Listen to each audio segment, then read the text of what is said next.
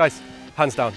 Okay, you hug him. He's not your girlfriend. In this match, I give out 2 yellow cards, and I'll break down exactly why they were given. It's a knockout match between Dynamo City from Albania and Macedonikos from Greece, fully mic'd up with a referee POV camera. You'll get real insight into communication, positioning, and how decisions are made. Whether you're a referee, a football fan, or a player, there's plenty here for you to enjoy. So let's jump into it.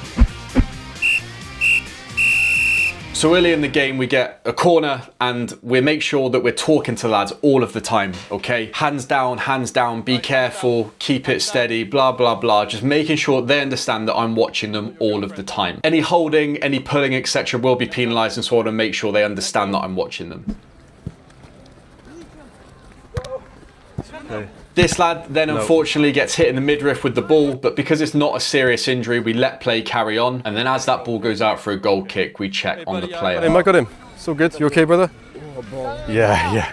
Just take a minute, okay? Deep breath. Now, one of the big things I noticed about this trip in Cyprus is how physical the teams were. I think there's a bit of a misconception here in England that teams in Europe throw themselves to the floor and don't really want to engage in a physical game, and that's really not what I encountered here. These young lads were really ready to play football, and they were happy to play a nice, physical, fair game. No complaining, no whinging, just good football.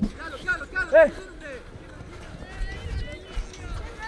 And then our first real decision of the game comes from this challenge here. There's a big switch of play, and these two players both challenge for the ball. They both kind of jump in, leg kind of high, and there's a little coming together. But from my angle, it looked like they were both doing the same thing. I didn't think it was quite playing in a dangerous manner, and so I decided to play on. However, after that foul, we then get this slide tackle here.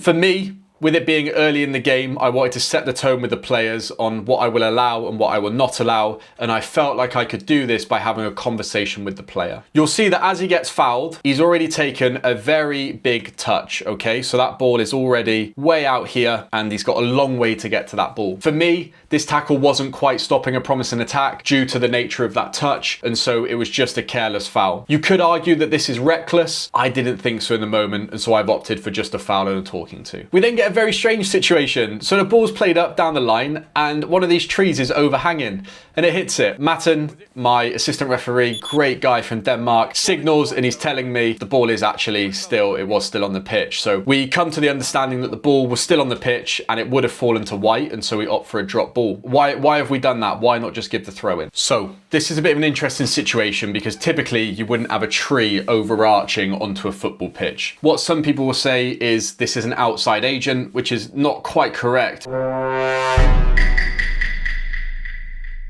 because an outside agent is any person that's not on the team sheet. So what this would come under is outside interference. As it says in law, the referee stops, suspends, or abandons the match for any offences or because of outside interference. For example, an extra ball, other object, or animal enters the field of play during the match. And so the referee must stop play and restart with a drop ball if it interferes with play. A tree is obviously outside interference, it's not part of the game. And so because the ball was going to fall to the white team, under the new drop ball law, we dropped the ball to white as that is who the ball was going to fall to. And as a quick note, this video is sponsored by Invigorate. I made the mistake in Cyprus of just drinking water. A lovely company called Invigorate reached out and said they love the content, but Eric, we cannot see you out there just drinking water when you're out there in the hot climate doing these refereeing matches. So Invigorate sent me some samples of their electrolytes. Now, what are electrolytes? It's basically a mixture of minerals that keep you hydrated. So every time you sweat,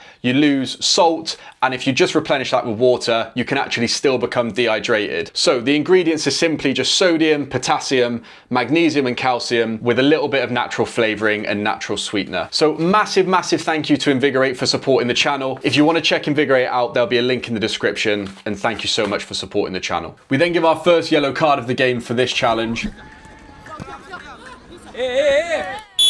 It's not really a challenge actually, he just pulls him back completely off the ball. This is unsporting behaviour, this is stopping a promising attack, take your pick, whatever you want to call it, and so that for me is a simple yellow card to give. And then from here, I say to my assistant, Matten, to watch the wall so I can focus on what's happening in the box. So Matten takes the responsibility of the wall, and I'm making sure that I'm moving into the box with the players as that ball gets delivered. On this occasion, just goes over the bar, but we wanted to make sure we were ready just in case. That's lovely. We then get this situation where this lad No. goes down. For me, it is not a foul. I did think about giving simulation, but I think he's just trying to get round him and has tripped. I don't think the lad in green has actually fouled him here. Goal kick if it goes out. Guys, be careful off the ball, please. And then here we're just making sure we're talking to the players. As these young lads, temperature can rise sometimes, so we're just letting them know, okay, I know you're just shielding, but do not try anything off the ball. Be very careful. And then the same thing here with this corner. We had a word with this player at the start of the game. He didn't let go, so we stop playing, we get in close, and we have a little word and a joke with him. Guys, hands down. Okay, you hug him. He's not your girlfriend. Okay? That's okay, don't hold him. I had a few comments on this short of the video of people not being very happy with what I said. I spent a whole weekend with these lads. They're 15 years of age. They're up for having a laugh and a joke. Nothing meant by it. Just trying to build rapport with the players on the pitch. And then we get an injury. This lad catches his face. I didn't see the foul if there was one, but he's hit himself in the face, and so we need to stop players. That's a potential serious injury. However, what you'll see is green clears that ball and I blow the whistle before it falls to white. Now the old drop ball law was whoever touched it last gets the ball, which wasn't great. And now it's that, or if the referee feels appropriate, to whichever team the ball was going to fall to. Now it's pretty clear here that the ball was going to fall to white by the time I blew the whistle. However, I was stopping play before that green player kicked the ball away. I just didn't have time to blow the whistle. For me, under the spirit of this, in the moment I felt it was better to drop the ball to green. However, in hindsight, I'd probably drop it to white because green didn't know I was going to stop play. This young lad is absolutely right. I probably should have dropped the ball to white, but it didn't feel fair to me in the moment, and that's my mistake. You okay, buddy? Yeah? You tell me if you don't, okay? Yeah, you tell me. And one thing that will really, really help you as referees out there is having little chats with players. This is never something that I can show because I don't have 3 assistants. I'm not allowed to just wear a microphone here in England, but as and when the ball's out of play and play's gone dead and it's kind of slowing down, take the opportunity to build rapport with players. This young lad, he got hit in the stomach in the first half. He's just had a hit in the face. And so we're just saying to him, are you okay? If you're not, you tell me and we stop. And that player's then thinking, oh, great, the referee cares. The referee's on top of it. He knows what's going on. So take these opportunities to chat with the players when the ball's gone dead. And then from that throw-in, I did have an opportunity to play the advantage here. Green gets fouled here. Maybe I could have played advantage, but it felt better to me that in that defensive third, the safest thing to do is just give the free kick. Similar situation here. This lad goes down, and so we call the doctor on. And again, we take the time to just explain to 29 that it's okay. It's just one of those things that happen. Don't worry. Now, because he's been treated on the field of play, he will not be able to come back on until I say so. Yep. 20.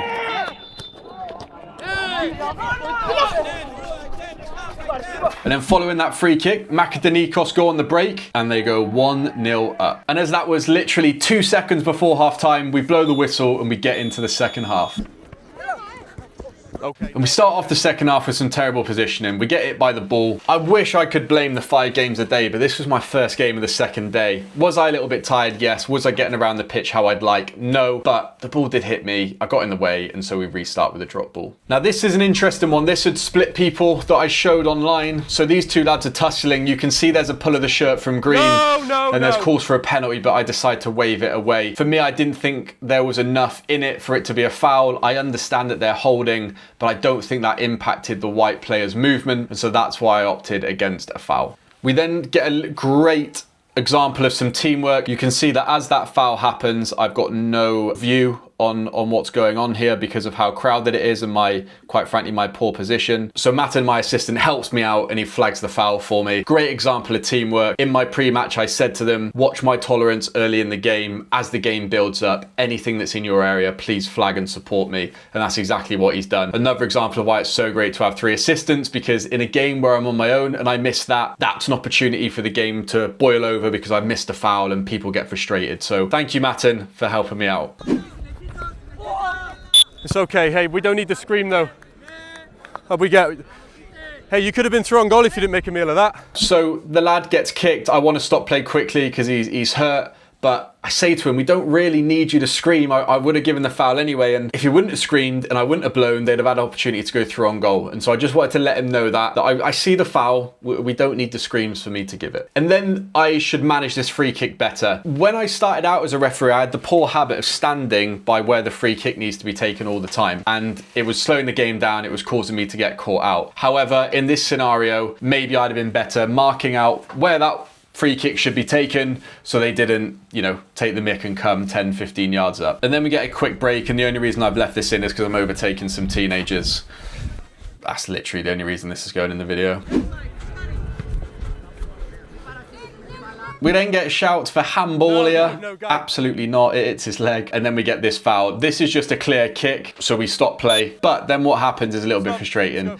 This lad is very clever. He walks in front of the ball, bends over to pretend to do his socks, and the Dynamo City player kicks the ball directly at him. There are two trails of thought here. One is the green player's delaying the restart, so show him a yellow card. The other one is the player in white has deliberately kicked the ball with force at the player, and so he should get a card as well. A yellow for maybe aggressive attitude, red card for violent conduct if you think so. I didn't think either of these were appropriate. It's half a dozen of one, half a dozen of the other, and so I've opted to have a chat with them. I tell the Macedonikos player this. You don't bend over right in front of the ball, okay? Walk away, okay? And then I explain this to the white player. I know he bends over in front of you, okay, but don't kick the ball directly at somebody. Is that okay? Yeah? Good man, thank you. We then get this foul out on the touchline. You can see as the lad's turn, he just catches his heels. So a simple one for me to give. We then give our second yellow card of the game for delaying the restart. This lad commits a foul and then opts to kick the ball away after I blow the whistle. It's that simple yellow card for delaying the restart.